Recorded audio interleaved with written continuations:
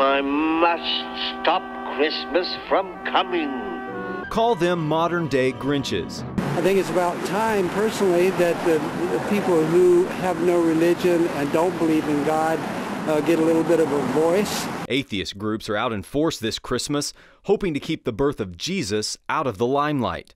In Santa Monica, California, atheists take a stand against religion by hanging signs next to this manger.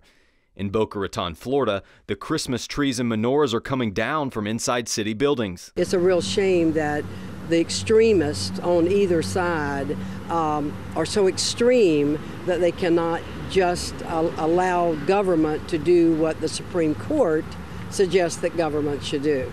City officials are giving in to pressure from atheist groups.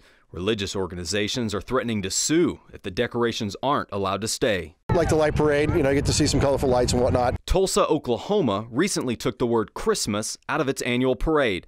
Churches are fighting back and holding a Christmas parade of their own at the exact same time. People singing because they were like talking about Christmas and how great it was, and it was pretty fun to watch. Many cities bow to pressure to take down Christmas decorations in hopes of keeping the peace.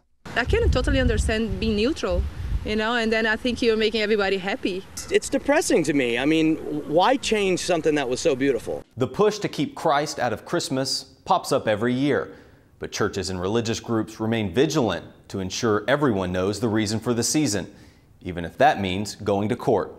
Tyler James, CBN News. And JP Duffy is with the Family Research Council and joins us now in our Washington newsroom. JP, we're seeing atheists fighting to get all things Christian out of the public, but they don't represent the popular opinion. Are we giving them too much power? Well, you're exactly right. A recent Gallup poll showed that more than 95% of Americans celebrate Christmas.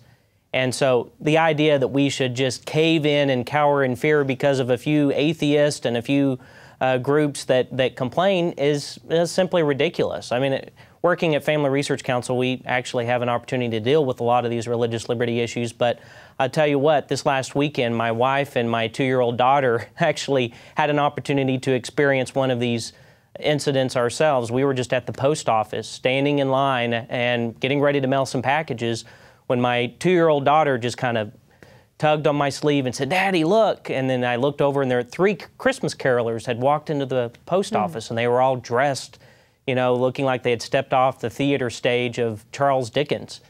And they began to sing, and then out of the corner of my eye, what do you know, but a scowling, angry postal manager rushed over to them and said, "What do you think you're doing? You can't sing here. You're not allowed to sing on government property. You can't sing in Congress and you can't sing here.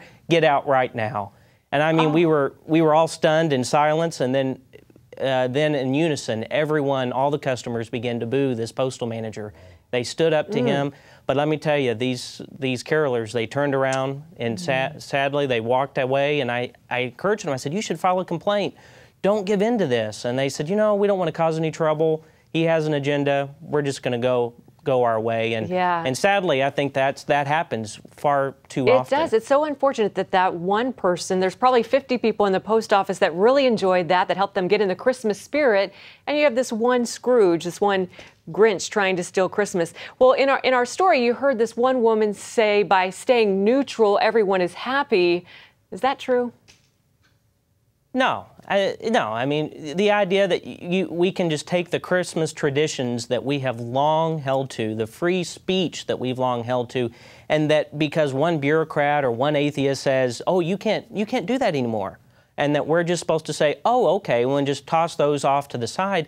No, that isn't right. I actually had a reporter ask me that today. Well, shouldn't we be sensitive? Ask that very same question. Shouldn't we be sensitive to those? And I said, listen, if those who celebrate other holidays want to come into the post office and sing their own carol, if they want to erect their own, then so be it. But to say that we can't celebrate Christmas is a travesty, and I think we have to get to the point where we say enough is enough, and we're going to draw the line right here. Well, nobody can steal Christmas. We know that is true, and we'll try to keep our hearts and our minds on the real reason for Christmas. J.P. Duffy, Family Research Council, we thank you so much for being with us. And we've opened up a discussion on this story on our Facebook page. You can share your opinion with us at facebook.com/CBN News, or you can follow us on Twitter at CBN News.